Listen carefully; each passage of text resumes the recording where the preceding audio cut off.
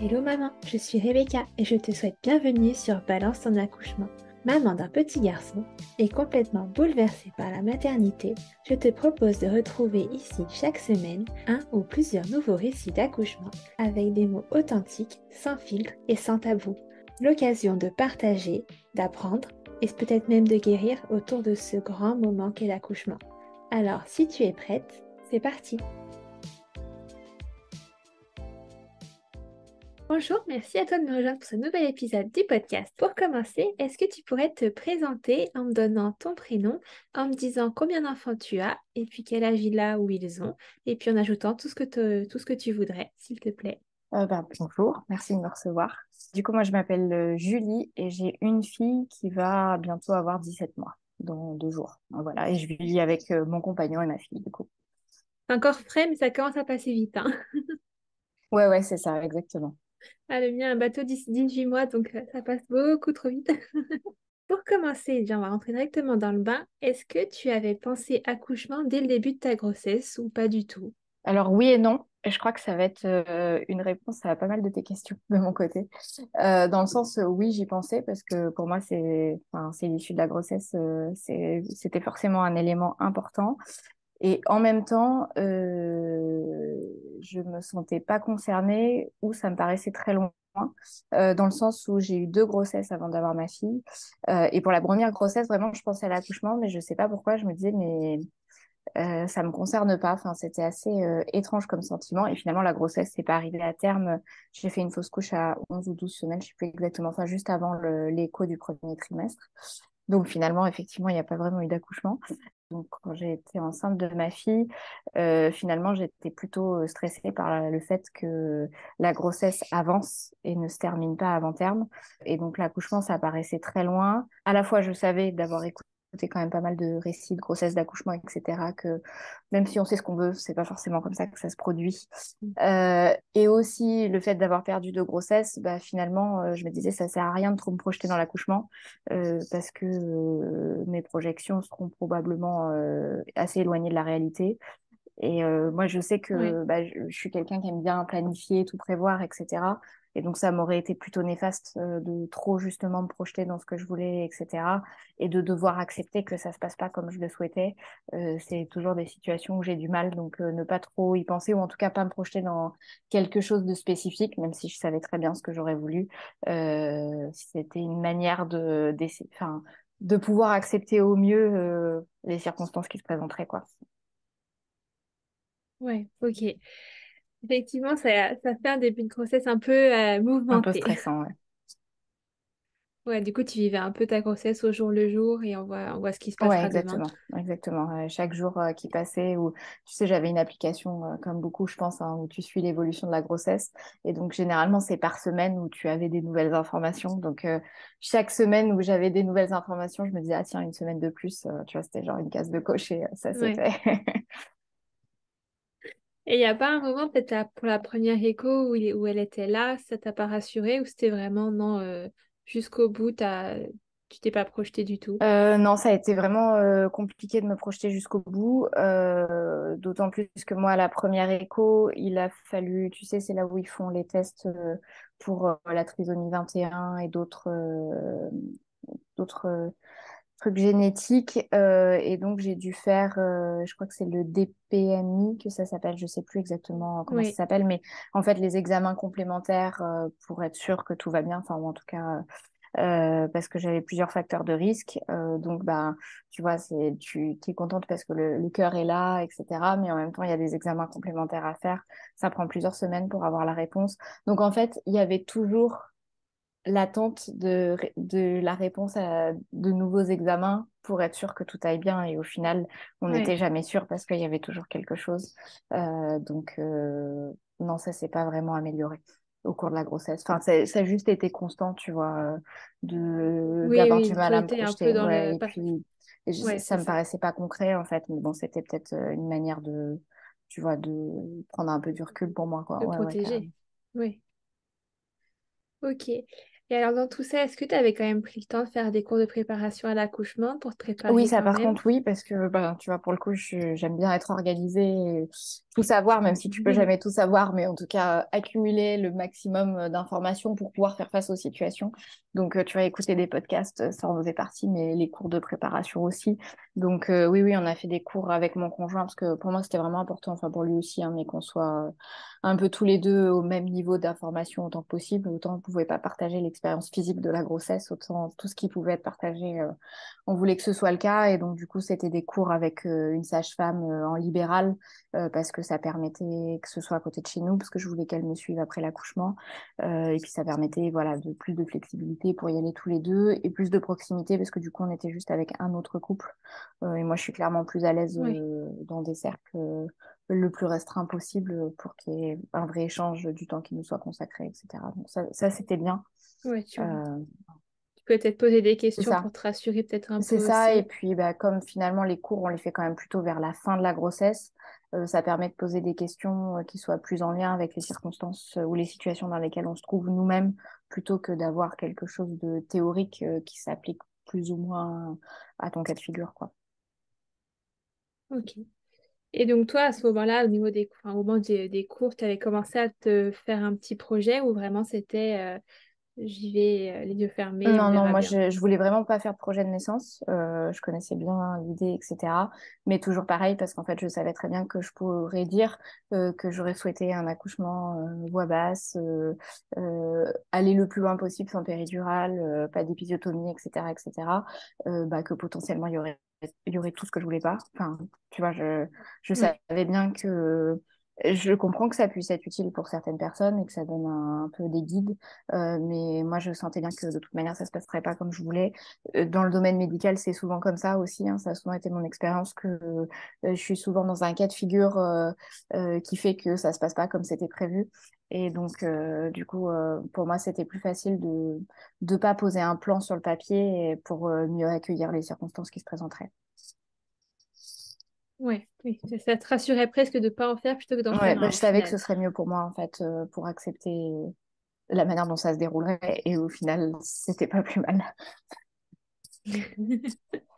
Ok, alors justement, on va y arriver.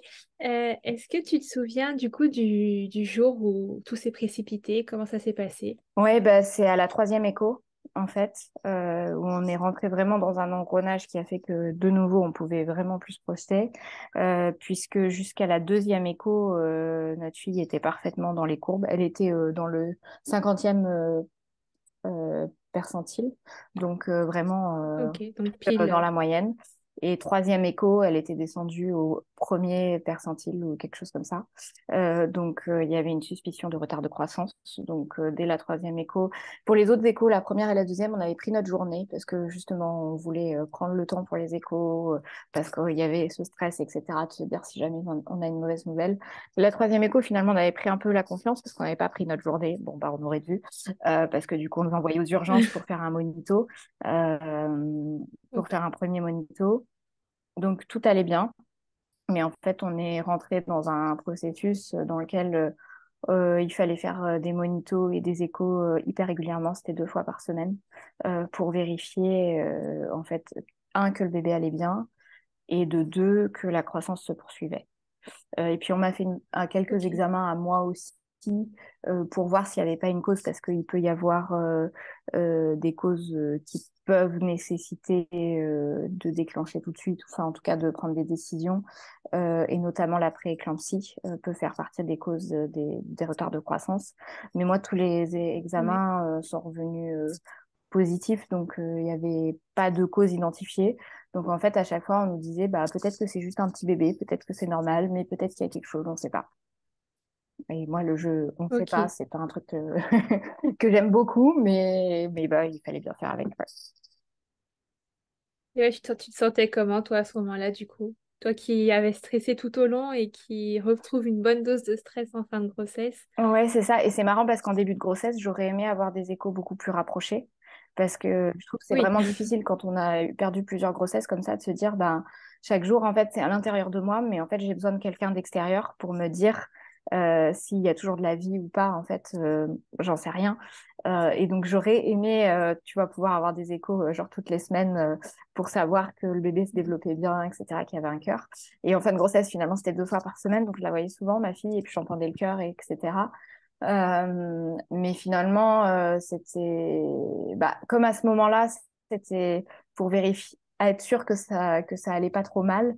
Finalement, c'était du stress aussi, donc enfin, tu vois, il n'y a jamais un cas de figure Ouais, c'est un qui peu allait. Voilà, l'ambivalence. exactement. C'était cool de l'entendre, mais à chaque fois que j'y allais, c'était toujours du stress de se dire, bon, alors attends, est-ce que le cœur, ça va aller? Est-ce qu'elle a grandi? Enfin, tu vois.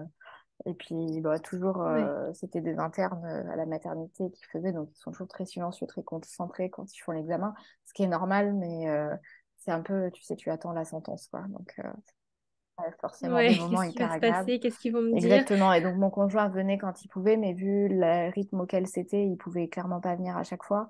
Et donc, Oui, c'était à la fois pas très agréable de devoir y aller seul.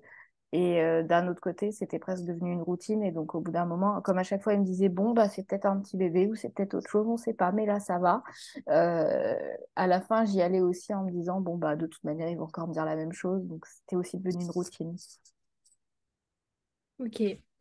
Ouais, du coup, à quel moment on est passé de la routine à il se passe quelque chose d'un peu plus extraordinaire Eh bien, en aujourd'hui? fait, du coup, on avait en plus des monitos et des échos de contrôle tous les 2 fois par semaine, on avait une écho de croissance tous les 15 jours. Donc là, qui était vraiment D'accord. faite pour vérifier que la croissance se poursuivait. Et donc, à une écho de croissance qui était prévue 37 semaines plus 4 jours, on a fait l'écho. Et là, l'échographe nous a dit, je vais voir mes collègues, je reviens. Donc là, on s'est regardé avec mon conjoint, on s'est dit, bon, bah, c'est maintenant parce que elle n'a pas de raison d'aller voir ses collègues s'il n'y a pas de souci. Et donc, en fait, elle est Ouais, revenue, elle nous a dit, il n'y a pas de croissance, donc on déclenche, vous avez le choix, c'est ce soir ou demain matin.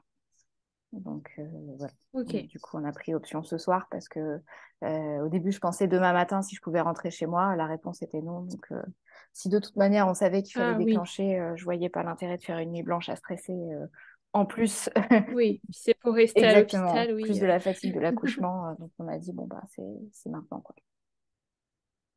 Ok. Et du coup, toi, à ce moment-là, t'es comment? Est-ce que t'es rassurée que ça soit, entre guillemets, fini le début de nouvelles choses ou ça te fait plus stresser d'être déclenché? Alors, j'étais pas stressée d'être déclenchée parce que enfin, je savais à 99% que ça allait se tenir T'avais comme ça, compris, ouais. dans le sens où à ces rendez-vous qu'on avait 2 fois par semaine, à chaque fois, il nous disait, parce qu'en plus, ma fille était en siège. Oui, bien sûr, il fallait, tu vois, moi, il n'y a jamais un truc, il faut toujours qu'il y ait une configuration. Donc, entre le retard de croissance et le siège, à chaque écho, il nous disait, si on voit quelque chose qui ne va pas, on vous déclenche. Ou voilà, si on a le Ok, moindre doute, on vous déclenche.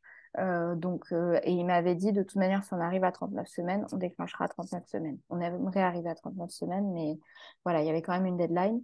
Voilà, c'était pas du tout une surprise que ça se termine par un déclenchement. Mais c'est vrai que comme j'avais eu pas mal de. J'étais vachement rentrée dans cette routine de bon, on va faire des examens, mais à chaque fois on en ressort.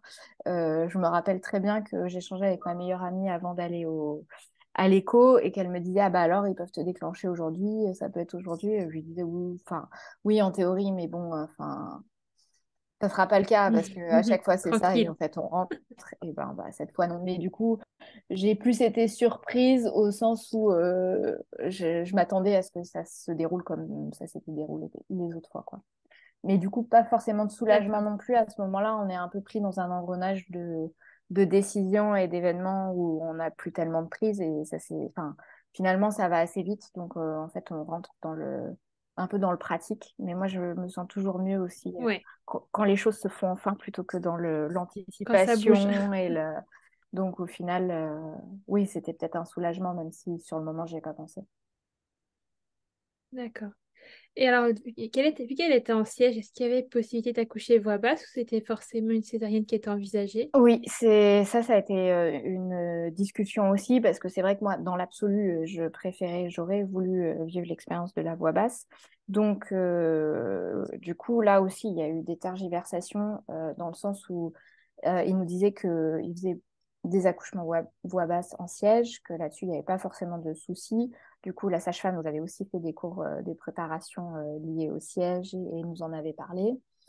Il y a eu tout un débat et là aussi des retournements de situation sur on tente une version, ah mais non, mais elle est petite, elle est faible, donc on tente pas de version. Mais si on tente une version, vous avez rendez-vous demain, appel à 21h la veille, non, on annule la version, etc., etc. Donc au final, on n'a pas tenté la version. Moi, j'ai fait de l'acupuncture, mais ça n'a pas eu d'effet. Mais bon, je me disais, sait-on jamais, ça peut pas faire de mal. J'en avais Oui, déjà fait pour les nausées de grossesse, mais ça avait fait zéro effet aussi. Et par contre, j'ai eu un scanner du bassin pour vérifier que ça passait. Et ça passait. Mais bon, pas une grosse surprise puisque nous, c'était vraiment une crevette, hein. une petite, ouais. Donc voilà. Mais en tout cas, on était parti sur le fait de déclencher en voix basse et de voir. Voilà. Après, on était parfaitement prévenus que comme ils peuvent pas aider le bébé comme ils le peuvent quand il est positionné dans le bon sens, que la probabilité que ça finisse en césarienne était plus importante et que du fait qu'elle était en faible poids, ça pourrait aussi, d'autant plus, enfin c'était un facteur supplémentaire qui pourrait les encourager à prendre la décision de passer en césarienne si ça se déroulait pas bien. Donc je savais que les chances que ça se termine en voix basse étaient quand même faibles. Même si voilà, Ok. c'était important pour moi dans la mesure où on me disait que c'était possible et que c'était safe d'essayer la voie basse. Ouais, mais c'était pas un but ultime. Bah, C'était toujours priorité à la j'aurais santé, de aimé, toute mais je façon. savais bien, enfin, vu le tableau qu'on m'avait dressé, je savais bien que moi, j'avais pas le choix en fait. Ouais, ok. Voilà. Bon, et alors, le déclenchement, comment ça s'est passé du coup? Qu'est-ce qu'ils ont tenté pour déclencher? Alors, le déclenchement, ils ont mis un tampon. Du coup, en repensant a posteriori à l'échange que l'on a eu hier, j'ai réalisé que je t'ai parlé de tampon pour le déclenchement alors que c'était un ballonnet. C'est pour ça que j'étais un peu perturbée au moment où on en parlait parce que je sentais bien que c'était pas le bon terme, mais je retrouvais pas le bon. Et assez rapidement, parce que je sais plus, on avait rendez-vous à 15h, quelque chose comme ça. Et à 18h, mon conjoint n'était pas encore revenu parce que du coup, bah, il fallait qu'il aille chercher nos affaires. Le sac était prêt, Hmm. mais bien sûr, il était chez nous. Donc, il a fait un aller-retour et il n'avait même pas eu le temps de revenir qu'ils avaient déjà posé le tampon parce que par contre, il voulait. Enfin, voilà. D'un côté, on nous avait laissé le choix entre le soir et le lendemain matin, mais en même temps, à partir du moment où on avait dit c'est ce soir, il fallait que ça aille vite, quoi. Donc, Fallait y aller. voilà, c'est ça. Bon, après, enfin, je savais que avec un déclenchement, en plus un premier enfant, que ça pouvait être très long. Donc, on n'était pas forcément. Enfin, on comprenait qu'il puisse vouloir le faire assez rapidement aussi. Euh, voilà.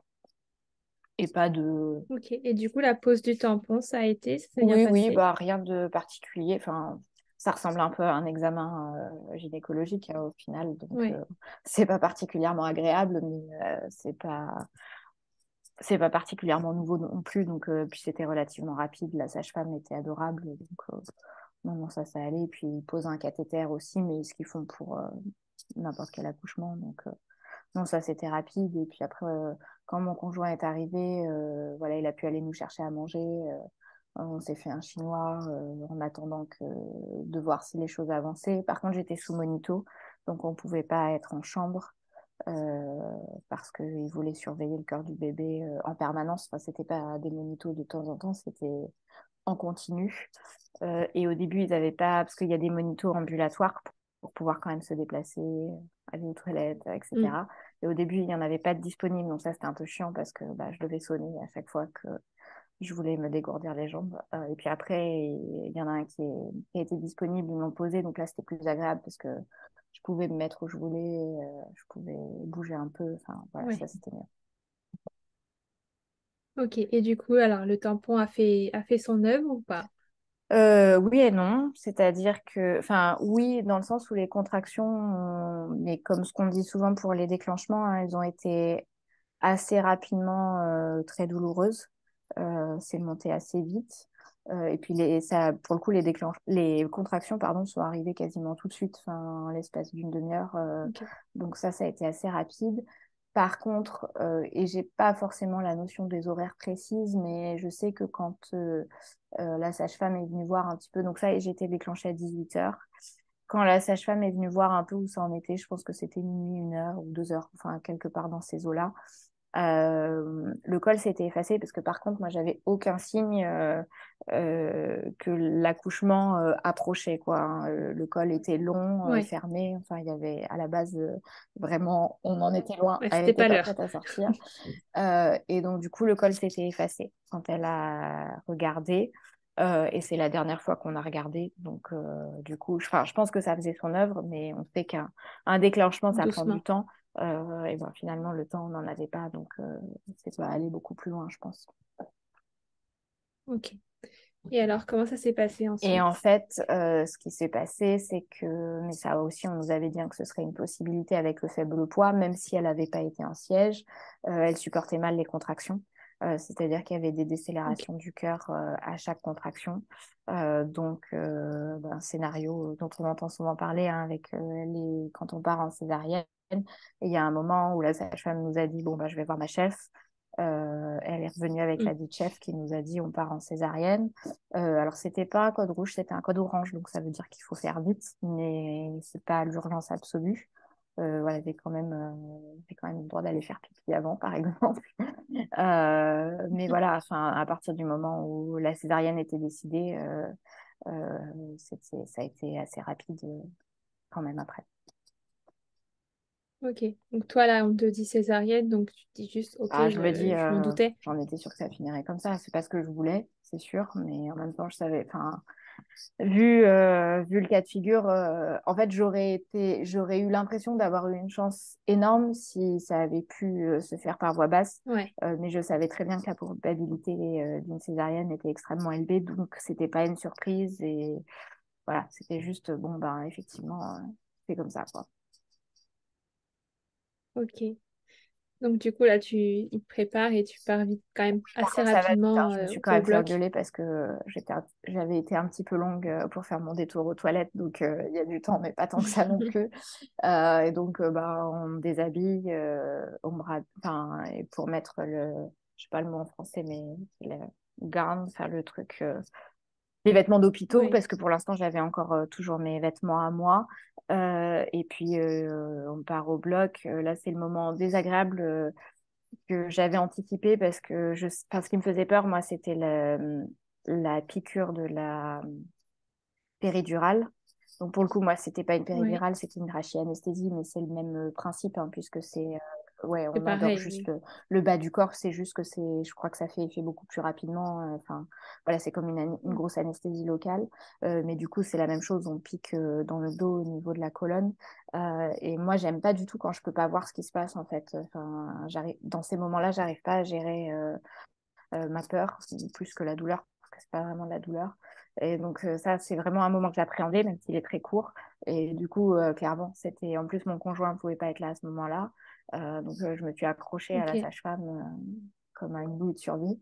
Mais ça a vraiment été un mauvais moment. Puis surtout qu'en même temps qu'on fait la rachianesthésie, il y a quelqu'un d'autre qui pique dans le bras, quelqu'un d'autre qui vous déshabille Oui.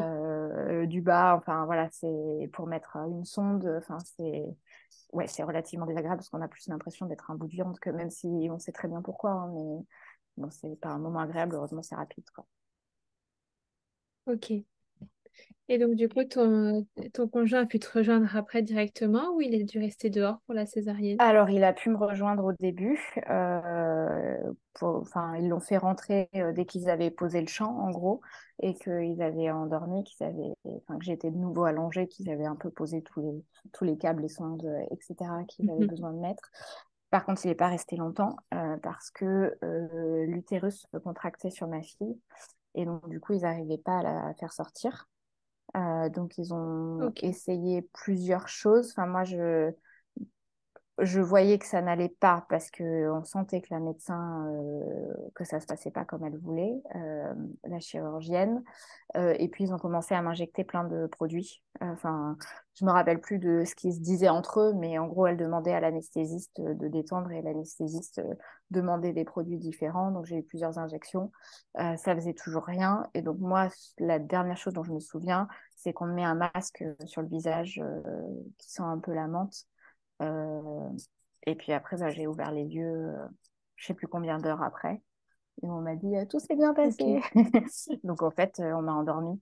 Mais je crois pas qu'on me l'ait dit. Et si on me l'a dit, en fait, Moi, j'ai pas moi, j'allais dire, percuté. est-ce que tu te souviens du moment où on t'a dit, OK, on va passer à autre Je chose? m'en souviens pas et je suis pas sûre qu'ils aient.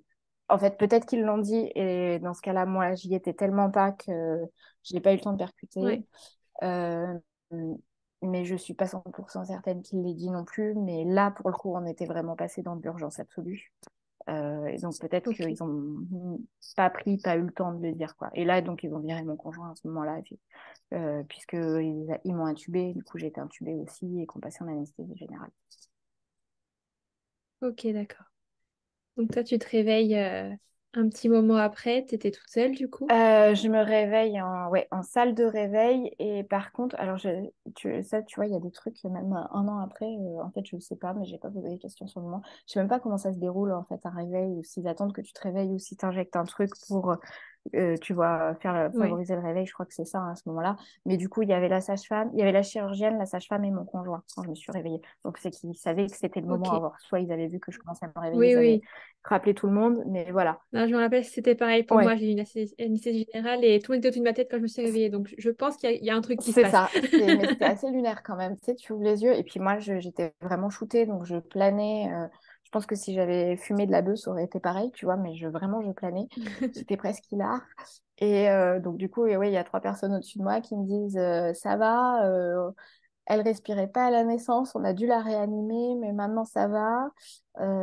Tenez des photos et puis on va vous remonter en Ok, chambre.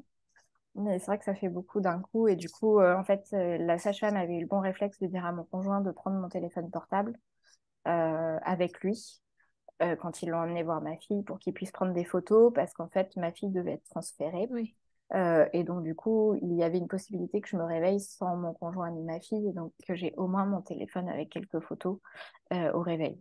ok, Finalement, mon conjoint a fait des pieds et des mains pour que ma fille ne soit pas transférée avant que je sois réveillée. Donc, j'ai quand même pu la voir en oui, étant réveillée, mais c'était pas du tout une évidence. Donc, voilà. Mais du coup, ok, j'ai pu voir des photos au début et puis après, mais ça a mis beaucoup de temps en fait pour que je remonte en chambre parce que ils trouvaient pas de brancardier. Enfin, je sais pas ce que c'était que ce bazar, mais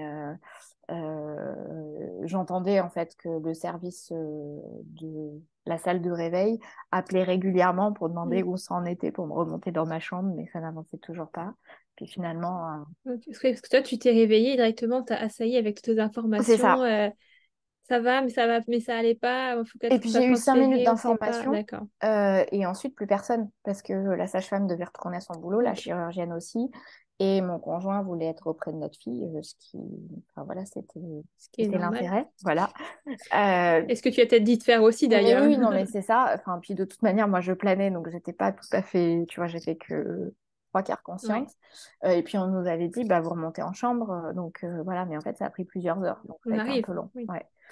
Et D'accord. quand je suis enfin remontée, on m'a dit, ah, mais il va falloir faire pipi avant qu'on puisse vous enlever la sonde et descendre voir votre fille. Je suis d'accord. Donc, il a fallu encore attendre plusieurs heures pour qu'ils acceptent de retirer la sonde. Euh, et une fois que ça a été fait, j'ai pu descendre. Mais en fait, enfin, ça a été vraiment 24 heures de stress. En fait, elle est née à 3 heures du matin, mais c'est vraiment le soir vers 20 heures qu'on a pu se poser parce qu'en fait, ce qu'on nous a dit à peu près quand je suis revenue en chambre, j'ai plus tout à fait la chronologie, mais c'est elle va bien, elle va pouvoir vous rejoindre dans votre chambre. Donc, Ok. j'ai dit, bon, bah super, en fait, ça a juste été Tant mieux. voilà, une Oui. petite transition parce qu'en fait, du coup, à la naissance, elle était toute bleue, hein, c'était une poupée de chiffon quand ils ont enfin réussi à la sortir. Du coup, elle a eu un petit peu besoin d'aide, ils ont dû l'intuber pour qu'elle respire, mais elle a respiré d'elle-même, ils l'ont désintubée au bout de 20 minutes, donc ça a vraiment été très passager. Elle a tout de Ok. suite repris. Moi, j'ai accouché dans une maternité de niveau 1, mais on avait fait ce choix-là parce qu'elle est attelée à un hôpital de niveau 3, avec laquelle elle a des D'accord. accords. Donc, on savait, ou en tout cas, c'est ce qu'on dit et c'est ce que nous avait dit la maternité, que en cas de nécessité d'une maternité de niveau 3, du fait des accords, finalement, le bébé n'est pas transféré, mais va juste dans cet hôpital juste à côté, ce qui permet, nous, la maman de rester à la maternité et de voir son bébé et d'être juste à côté. Sauf qu'il n'avait plus de place, ni en néonat. Enfin, il n'avait plus de place en néonat, là où ma fille devait aller du fait des circonstances de l'accouchement. Et c'est la raison pour laquelle il voulait la transférer dans un autre hôpital de région parisienne.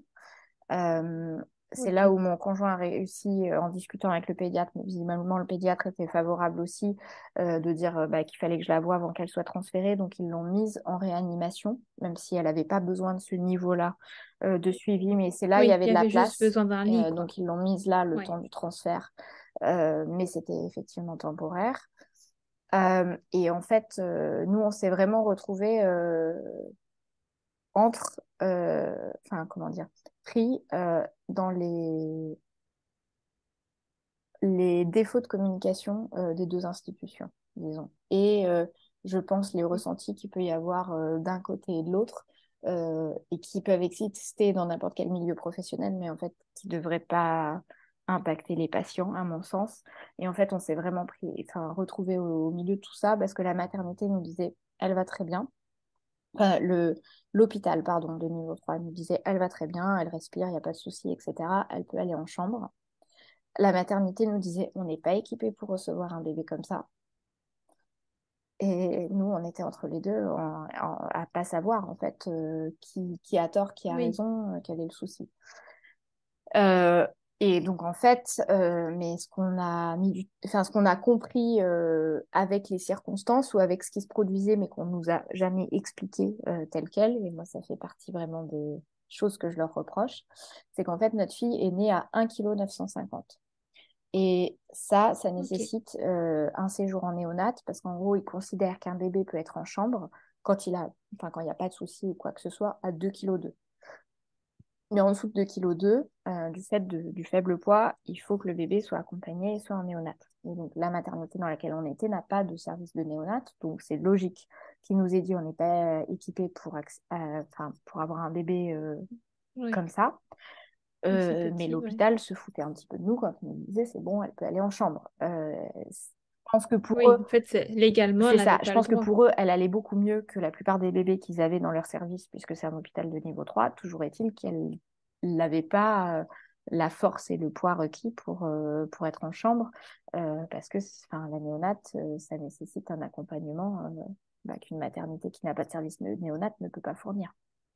On ne peut Ouais. pas fournir, oui. Donc finalement, elle a été transférée dans un hôpital au nord de Paris, nous on est plutôt vers le sud, en début d'après-midi. Donc moi, j'ai quand même pu la voir, je sais pas, un petit peu moins d'une heure. Ça faisait déjà, D'accord. ça faisait déjà pas tout à fait 12 heures qu'elle était née quand je l'ai vue la première fois, mais une dizaine d'heures, je pense. Oui. Euh, et en gros, voilà, ils nous disaient dépêchez-vous parce que, enfin, ils voulaient faire de la place pour récupérer leur lit, mais enfin, d'un côté que je peux comprendre parce qu'ils en ont besoin pour accueillir les patients qui ont réellement Oui. besoin d'un lit en réanimation, et d'un autre côté, bah, c'est vrai que quand on est patient, enfin, voilà, c'est assez désagréable Oui, il te comme fallait quand même un peu de circonstance, temps, voilà, quoi. exactement. Et donc, mon conjoint est parti avec elle dans l'ambulance. Et moi, à ce moment-là, on me disait, il n'y a pas de place pour vous. On vous dit, est-ce que vous voulez allaiter, Dans madame? l'hôpital où elle C'est ça. était. Vous voulez allaiter? Oui. Ah, par contre, il n'y a pas de place pour vous transférer. Bon, bah, en fait, pourquoi vous me demandez si je veux allaiter déjà? Enfin, tu vois, cette Oui. incohérence, en fait, entre. Enfin, on traite Oui. le bébé et la maman de manière séparée et pas comme une unité, en fait, pas comme un couple. Oui. Euh, et en plus, les services ne se parlent pas parce que du coup, mon conjoint a demandé bah, qu'est-ce qu'il faut faire, comment est-ce qu'il faut procéder pour voir s'il y a une place, comment transférer, etc. Donc, la néonate, enfin, les pédiatres de l'hôpital nous disaient, ah bah nous, on n'est pas concernés, nous, on gère le bébé, on lui a trouvé une place, il va être transféré. Quand on demandait côté maternité, ils disaient oui, mais on n'arrive pas à joindre l'hôpital dans lequel vous êtes transféré, on n'a pas de solution. Et en fait, au final, j'ai été transférée dans la même journée, quelques heures après. Mais pourquoi?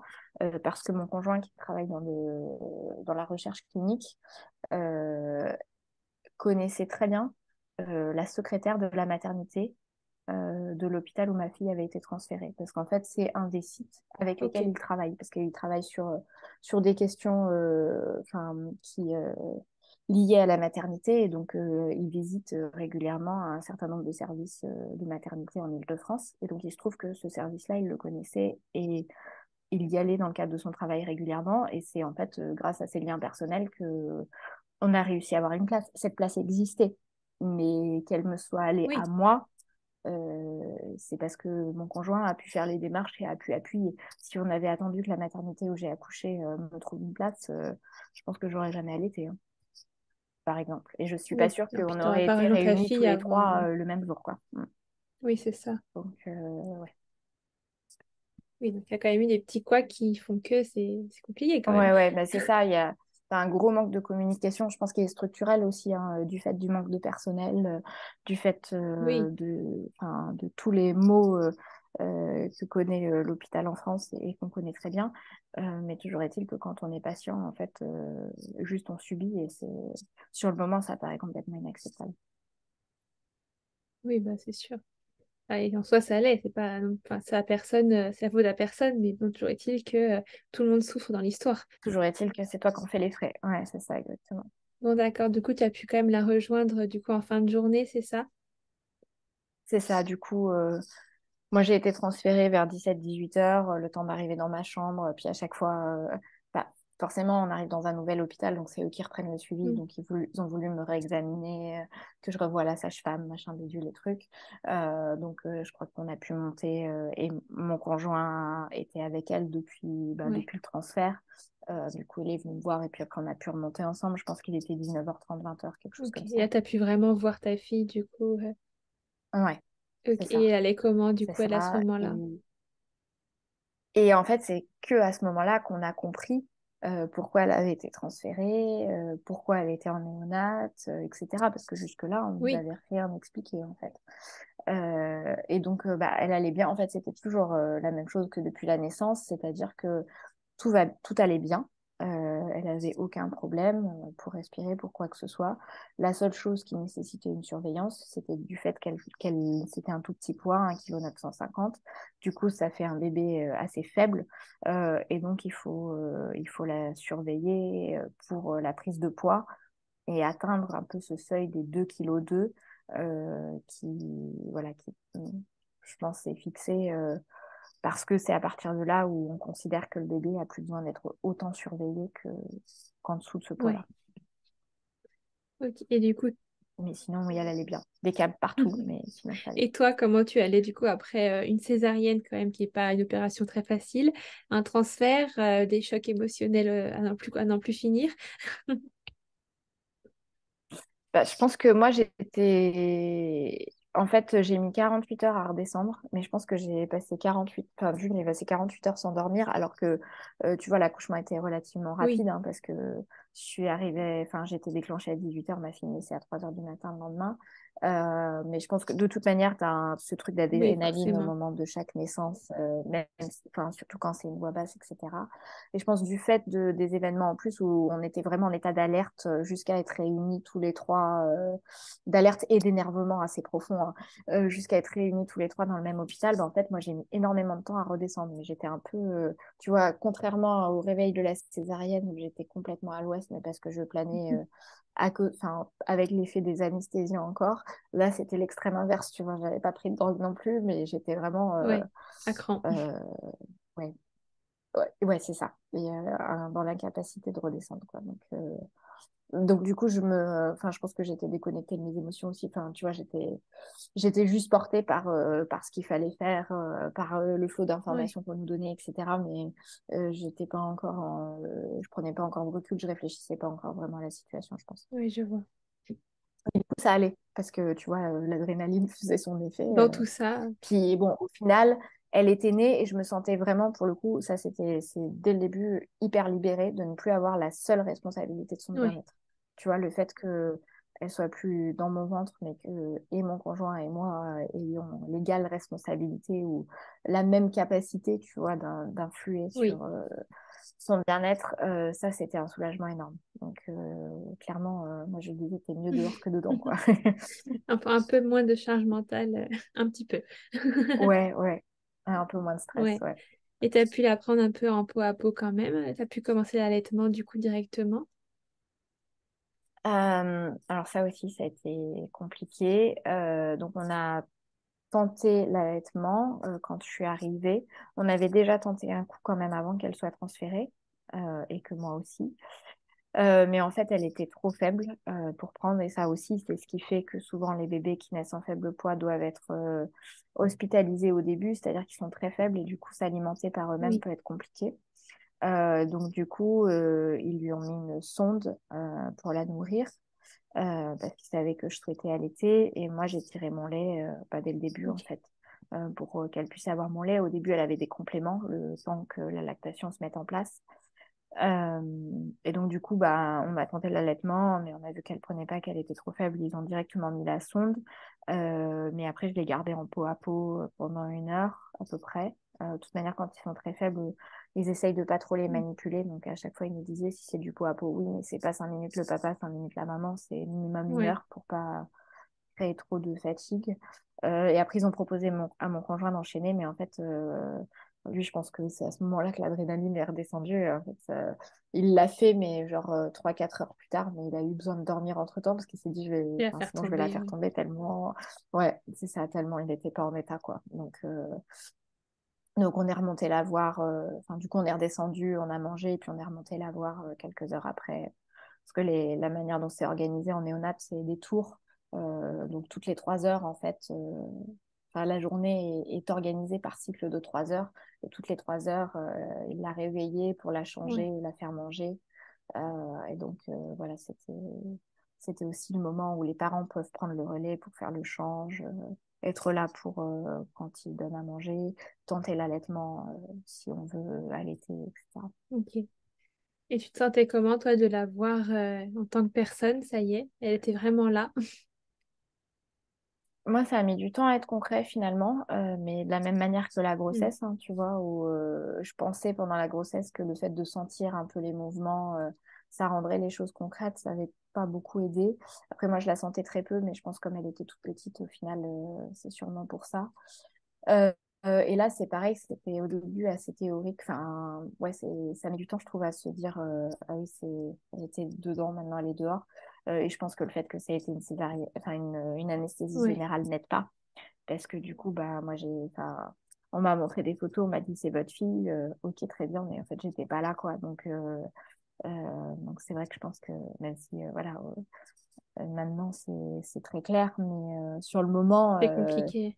ouais, le fait enfin, qu'il manque un bout, en fait, c'est pas évident. Et puis même physiquement, Oui, ça tu reste. viens d'accoucher, tu as encore ton ventre en Oui, fait. Du coup, tu te dis, elle est plus ouais, dedans, ok. Elle est où? Ça fait bizarre en fait. c'est ça. Ouais, C'est ça, ouais. Ouais, et puis comme ça a été quand même relativement rapide entre le moment où on nous a dit on déclenche et le moment où elle est née. Enfin, il y a moins de 12 heures entre les deux.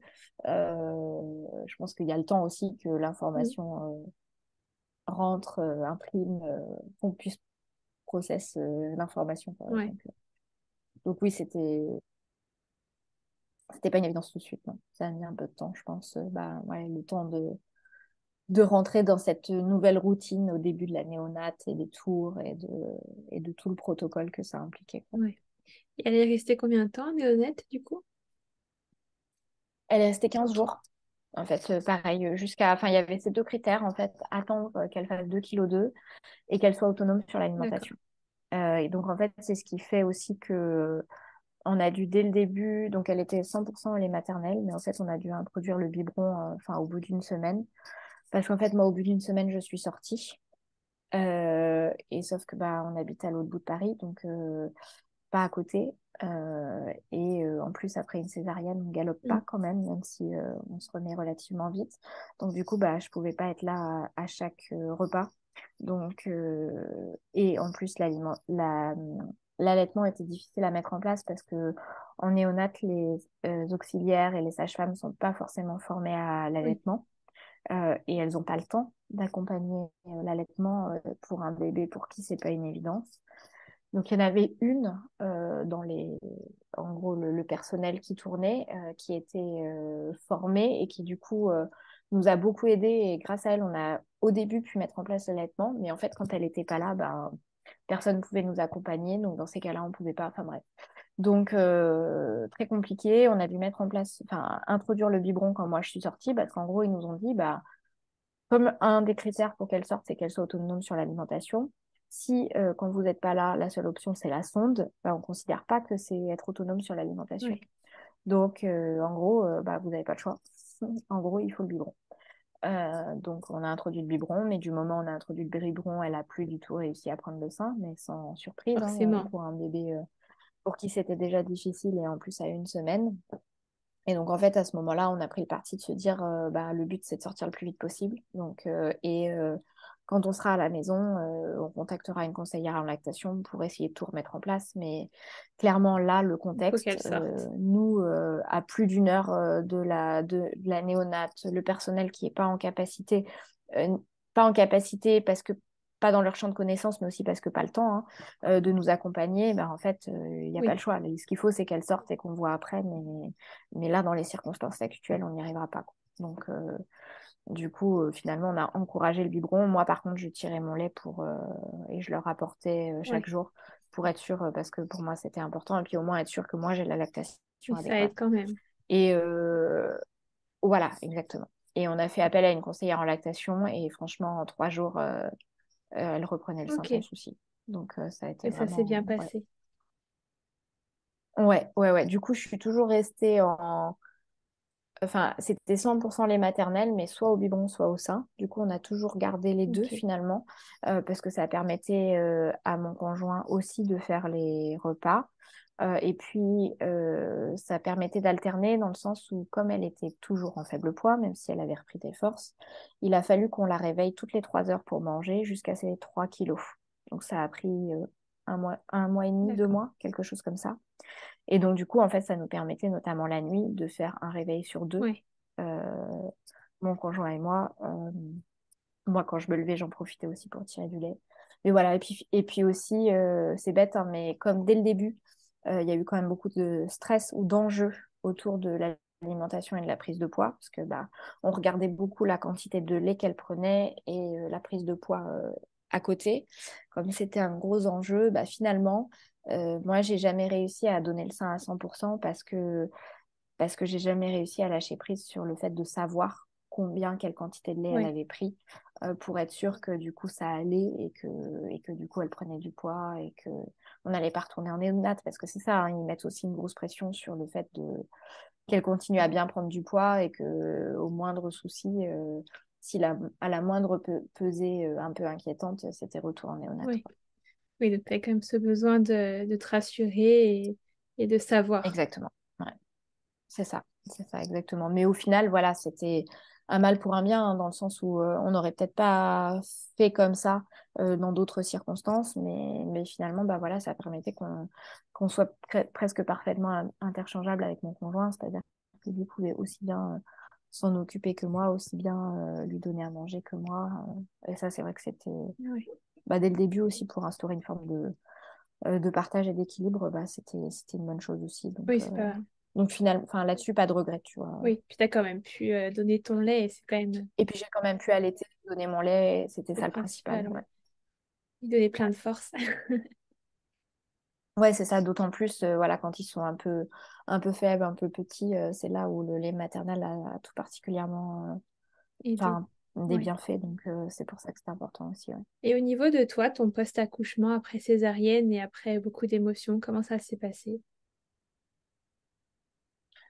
Bah, franchement, cet aspect-là, pour moi, très facile, j'ai trouvé. Alors peut-être parce qu'on avait d'autres préoccupations. Après, on a toujours d'autres préoccupations. On a toujours un bébé dont il faut s'occuper, hein, mais euh, dès les premiers jours, de toute manière, il a fallu rebouger vite puisque Moi, j'étais pas au même étage que Oui. la néonate. Il fallait monter un étage pour aller la voir. Mais donc, dès le début, en gros, on dit il faut se reposer. Ou c'est pareil, j'en parlais avec ma sage-femme. On parle du mois d'or, où c'est bien le premier mois que la maman reste, en gros, le plus calme possible Mm. avec le bébé, ou enfin, fasse pas trop d'efforts, etc.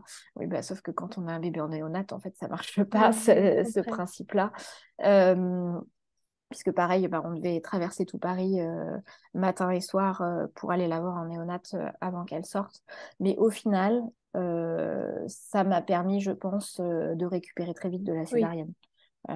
Je sais que le premier jour qu'on a fait le trajet, il m'a fallu, j'étais très lente à marcher dans les couloirs du métro. Enfin, il nous a fallu vraiment du temps pour faire le trajet aller-retour. Et dès le lendemain, c'était beaucoup mieux. Enfin, en fait, comme ça oblige à bouger, à se remobiliser oui, t'as vite, pas le choix. ces circonstances, au final, la forme, elle revient vite aussi. Donc, et puis l'autre chose, bah, encore une fois, c'était un bébé de 1,9 kg, donc qui n'a pas pris énormément de place dans mon Oui, ventre, donc qui a pas fait beaucoup de dégâts ni sur les abdos, ni sur le périnée, etc. Donc, euh, c'est pareil. Et pourtant, j'ai allaité, pourtant, j'ai tiré mon lait, mais j'ai pas du tout ressenti ce qu'on appelle les mm. tranchées, tu sais, les contractions de l'utérus qui reprend sa place, etc. Je dis pas qu'il n'y en a pas eu, mais même chose, je pense que c'était pas autant Oui. étendu que Si elle pour un fait 4 bébé qui kilos, va c'est faire sûr. 3 kilos. Voilà, c'est ça. Et donc, ben, je pense que ça s'est vite remis en place aussi. Ça a joué aussi sur le fait que ça a été rapide. Donc oui, là-dessus, pas de. Et puis en plus, j'ai eu des points et pas des agrafes, donc j'ai même pas eu à enlever des Oui, agrafes. Donc là-dessus, non, pas trop mal. cette partie-là, c'était facile. Ouais, ouais, ouais. Ok. Et alors, qu'est-ce que tu aurais aimé savoir, toi, maintenant que c'est fait? Qu'est-ce que tu aurais aimé savoir avant que tu accouches et que tout ça se passe? En fait, moi, je trouve qu'il y a vraiment eu un défaut d'information de la part du corps médical du fait de la situation, du cas de figure dans lequel on se trouvait. Et il y a des choses qui nous sont venues tout de suite et on a eu l'occasion d'échanger avec la maternité dessus. Et donc, je pense que ça nous a fait du bien. Et en fait, il y a d'autres choses qui reviennent plutôt maintenant, tu vois, Oui, d'y repenser, enfin, ou depuis le premier anniversaire avec un peu plus de temps. Mais c'est-à-dire que, voilà, dès le début, enfin, assez tôt, on a su qu'elle était en siège et qu'elle se retournerait probablement pas, ou en tout cas, elle n'avait pas l'air de vouloir, qu'il y avait un retard de croissance in utero. Et donc, dès le début, on nous a beaucoup expliqué en long, en large et en travers le siège, qu'est-ce que ça voulait dire, les risques et les avantages de la voie basse, de la césarienne, qu'est-ce qui pourrait faire que ça partirait en césarienne, etc. Enfin, voilà, on nous a bien informés là-dessus. Le fait que le faible poids, c'était un facteur supplémentaire de départ en césarienne, etc. Et donc, quand on nous informe beaucoup et qu'on nous répète les mêmes choses à chaque rendez-vous, sachant qu'on en avait 2 à 3 par semaine, on se dit, on a toutes les informations que l'on peut espérer avoir en main au vu de notre situation et pour prendre des décisions. Et en fait, c'était pas du tout le cas. Il y a des informations qu'on nous a répétées 50 fois, mais je suis d'accord que c'est bien de répéter pour être sûr qu'on les a bien en tête, etc. Et il y en a d'autres qu'on nous a jamais données. Et moi, c'est vraiment ça ce qui reste, en mm, fait, enfin, ce qui est vraiment un peu la rancœur que je peux avoir. Et les informations qu'on nous a jamais données, c'est un faible poids, ça on le savait bien, mais c'est quoi la conséquence? Jamais on ne nous a parlé de néonat. On nous a toujours dit, c'est un petit poids, oui, c'est un petit bébé. Ok, c'est un petit bébé. Mais pour moi, un petit bébé, ça existe aussi, hein, on en connaît, on en a dans notre entourage qui sont nés peut-être à 2,4 kg, 2,5 kg. Mais en fait, comme n'importe quel bébé, ils ont fait 3 jours à la maternité, ils sont oui, sortis. Et donc, quand on vous dit pas quelle peut être la conséquence, et après, ce qu'ils nous ont dit après, c'est ah oui, mais avec les échographies, on a une fourchette, on ne sait pas exactement quel est le poids. Je suis d'accord, mais justement, raison de plus, parce que nous, ils l'estimaient à 2,2 kg. Mais ils connaissent leur marge d'erreur, donc ça voulait dire qu'elle pouvait faire plus, mais qu'elle pouvait oui, faire moins aussi. Donc ça voulait dire que dans les possibles, il y avait la néonate. Et de la même manière que dans les possibles, il y avait la césarienne et la voie basse, et qu'on nous en a parlé en large et en travers, je ne comprends pas pourquoi on ne nous a pas dit, avec le poids de votre bébé, selon le poids à la naissance, une fois qu'elle sera sortie, il est possible qu'elle ait besoin d'un séjour en néonate, et voilà ce que c'est qu'un séjour en néonate. oui, Ça n'a jamais été évoqué.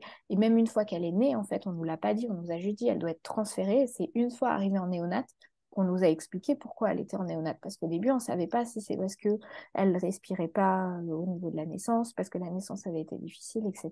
Enfin, et ça vraiment, En fait, je comprends pas. Juste, je comprends pas pourquoi on est capable de vous répéter 50 fois les mêmes informations qui sont utiles, mais on en occulte la moitié, en fait. C'est vraiment, ça me dépasse. Euh, Ça, c'est une partie des infos et voilà, on est resté un peu bloqué là-dessus parce qu'en fait, si on nous avait parlé de néonat, peut-être qu'on aurait changé notre décision. C'est-à-dire que quand on nous a dit il faut déclencher, c'était ce soir ou demain Oui, matin. Ça voulait dire qu'on n'était pas dans une urgence absolue et donc on avait le temps d'être transféré dans un autre hôpital. On aurait très bien pu demander à être transféré dans un autre hôpital pour que l'accouchement se déroule directement dans un hôpital de niveau 3. Pour justement pouvoir se retrouver peut-être dans un hôpital avec une unité mère-enfant, pour pas être séparés, pour faciliter l'allaitement, ou au moins dans un hôpital où, voilà, où je serais hospitalisée dans le même hôpital que ma fille, pour pas avoir ce souci de transfert qu'on a eu derrière, dont on avait conscience pour le coup. Donc je dis pas, je sais pas quelle décision on aurait prise, hein. Avec des si on peut oui, refaire le monde. Peut-être qu'on aurait décidé de rester dans cette maternité, mais en fait on n'avait pas les informations qui nous permettaient de faire un vrai choix. Et peut-être que si nous avait dit ça, on aurait dit on déclenche demain matin, mais parce que comme ça vous avez le temps de trouver ou de me transférer dans un autre hôpital. Donc ça, c'est vraiment... Et ça nous aurait évité 12 à 15 heures de stress à pas savoir si on allait être réunis toutes les deux oui, dans le puis même un jeu de hôpital hasard et quand même. réussir... voilà, parce que on a eu une chance de fou, en fait. Et ça, on a eu l'occasion de leur dire, et parce qu'on a eu un rendez-vous avec la chef de service de la maternité quelques semaines, mois après la naissance, parce qu'en plus, le post-accouchement n'a pas été très bien géré. Donc voilà, mais au moins, on a pu en parler avec elle, elle a entendu. Je ne sais pas si elle fera différemment avec un cas de figure similaire au mien, mais au moins, si ça peut servir à d'autres, tu vois. Et puis, c'était important pour nous d'être entendus aussi après ce qu'elle nous a dit. Oui, oui, mais après, il y a des parents qui préfèrent ne pas trop en savoir pour pas avoir peur. Ben, poser Oui. la question au moins, en fait. Enfin, pourquoi assumer que les gens préfèrent être dans l'ignorance? Et puis, vous nous avez pas posé la question de savoir si on voulait toutes les infos sur la césarienne et sur les risques de départ en césarienne, etc. Donc, enfin, je trouve que en fait, c'est un faux argument. C'est un peu facile de se cacher Oui. derrière. C'est juste qu'ils n'ont pas pensé à nous en parler. Et surtout, une autre raison, mais j'y viendrai après. Et donc, l'autre information que moi, j'aurais aimé avoir, qui est peut-être évidente, mais on ne me l'a jamais dit telle qu'elle, et j'aurais eu besoin qu'on me le dise parce que pour moi, c'était pas une évidence, c'est qu'une césarienne, ça peut être en anesthésie générale. Oui. Parce que ça, j'en avais pas conscience. Et pareil, peut-être que j'aurais pas pris, peut-être que ma décision aurait été la même, peut-être que j'aurais dit on tente la voix basse, malgré le siège, malgré le faible poids. Mais en fait, si j'avais eu cette double information que ça pouvait être une anesthésie générale, en dernier recours, parce qu'on nous a expliqué les circonstances de l'accouchement, donc en fait, l'issue aurait pu être vraiment dramatique parce que vraiment, ils n'arrivaient pas à sortir notre fille et l'anesthésie générale, c'était la dernière tentative pour y arriver. Donc clairement, c'est peut-être, je sais pas quel est le pourcentage de césariennes qui sont en anesthésie générale, c'est pas la majorité, mais tu vois, on est deux à être dans ce Ça doit cas-là, donc c'est que exister, ça oui. arrive. Donc pareil, on nous a beaucoup parlé de césarienne, bah, ne serait-ce que mentionner de temps en temps que, attention, on sait que c'est une locale, mais parfois ça peut être en général, donc il faut y être Oui. préparé. J'aurais apprécié. Et en fait, d'avoir le combo de l'information néonate plus anesthésie générale, est-ce que j'aurais pris une décision différente? Peut-être pas, parce qu'on m'aurait dit il y avait peu de chances que ce soit les deux. Et donc peut-être que j'aurais quand même tenté la voix basse. Mais peut-être que je me serais dit aussi, si il y a une chance que je sois séparée de ma fille à la naissance, tu vois, qu'on soit pas dans la même chambre, qu'elle soit hospitalisée et tout, bah, j'ai quand même envie d'être présente à mon accouchement et peut-être que c'est mieux de faire une césarienne programmée pour au moins assurer cette Oui. partie-là, tu vois. Je sais pas. Peut-être j'aurais pas du tout pris les mêmes décisions. C'est facile de refaire le monde a posteriori, ça j'en ai conscience. Mais en fait, ce que je sais, c'est que ça, c'est deux informations que j'avais pas et que j'ai pas pris en compte dans ma décision, en fait. Et je trouve ça pas normal euh, qu'on nous en ait pas parlé. Oui, c'est vrai. Ah, puis dans tous Ouais, les cas, ça aurait été moins c'est la douche froide parce que tu te serais dit, ah oui, c'est vrai qu'on m'en avait parlé. Ok. Là, on n'en a voilà, jamais c'est ça. parlé, on ne sait pas que ça peut arriver. Et c'est vrai que je rebondis sur ce que tu dis, mais la néonate, je ne savais pas ce que c'était. Quand on m'a dit, parce que moi, pareil, mon fils était en néonate, quand on m'a dit il est en néonate, j'ai dit, mais qu'est-ce que c'est? Enfin, c'est quoi la néonate? Ça veut dire quoi? Et t'apprends C'est ça. sur le tas, ah ok. Et en fait, il y a plein d'enfants là-dedans, ah ok. Donc voilà, puis quand tu vois que les services de néonate sont saturés, c'est bien que ça arrive quand même assez C'est ça. régulièrement. Et on n'en parle jamais, en fait. On n'en parle pas dans des cas de figure où c'est clairement prévisible. Enfin, pour nous, c'était prévisible, pas à 100%, mais enfin, je veux dire, c'était prévisible que c'était une possibilité. Donc, ça aurait été, je pense, une évidence de nous en parler. Il y a peut-être d'autres cas de figure où on se retrouve en néonate parce que les circonstances de l'accouchement font que. Mais dans ce cas-là, il faut que ça fasse peut-être partie des cours de préparation à Oui, l'accouchement. Enfin, il faut qu'on en parle à un moment, au moins que les gens sachent ce que c'est et donc peut-être pas tous les cas de figure dans lesquels on peut s'y retrouver, parce que je pense qu'ils sont aussi oui, multiples oui, qu'il mais y a de que ça bébés, mais existe. il y a quand même un certain nombre de critères, ce que ça existe, en quoi ça consiste. Enfin voilà, en parler une demi-heure, je pense que ça ferait de mal à personne, quoi. Donc Oui, oui, c'est vrai. ouais,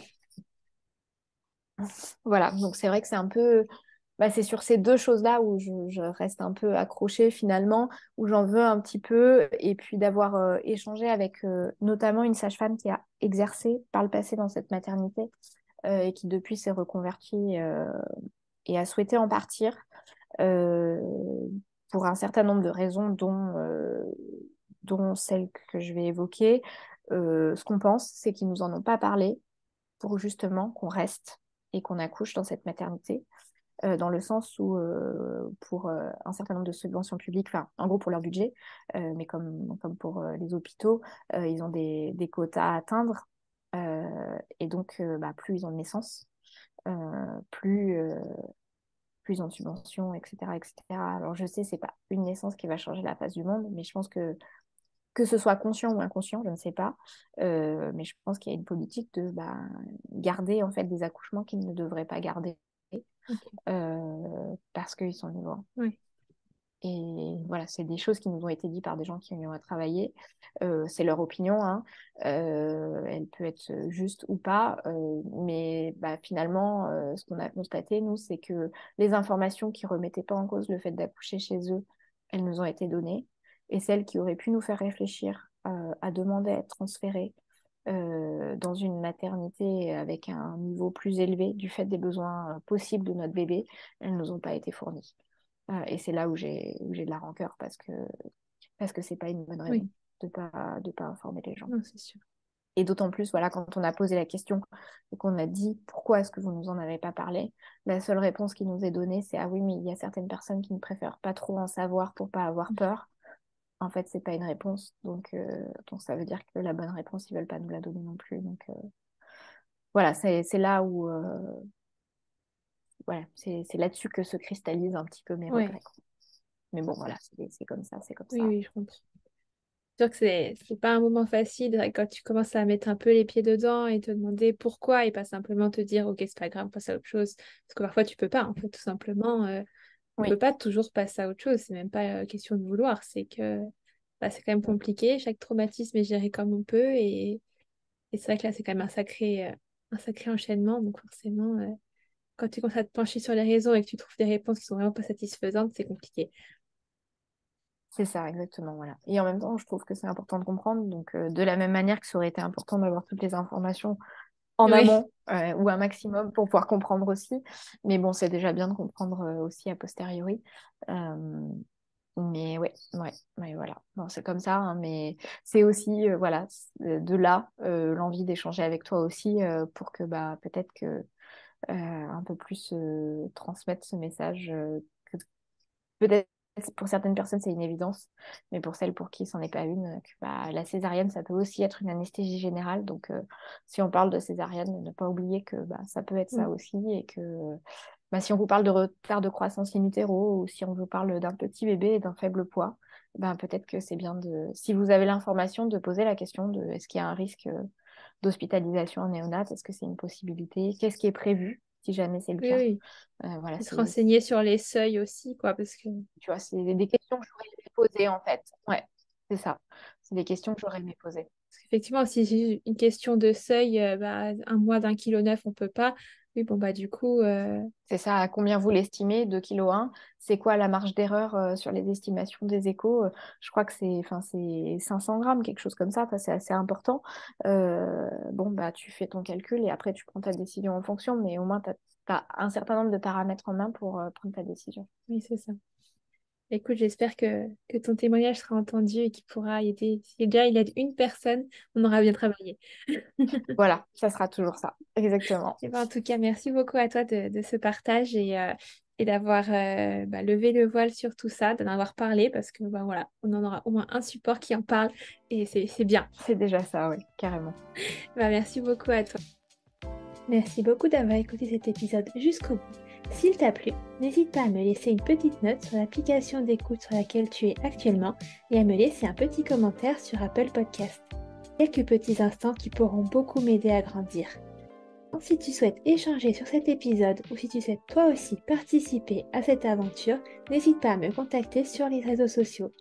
Les liens sont en barre d'infos. En attendant, je te donne rendez-vous mercredi ou vendredi prochain, selon le jour auquel tu écoutes, et je te dis à très bientôt pour un nouvel épisode.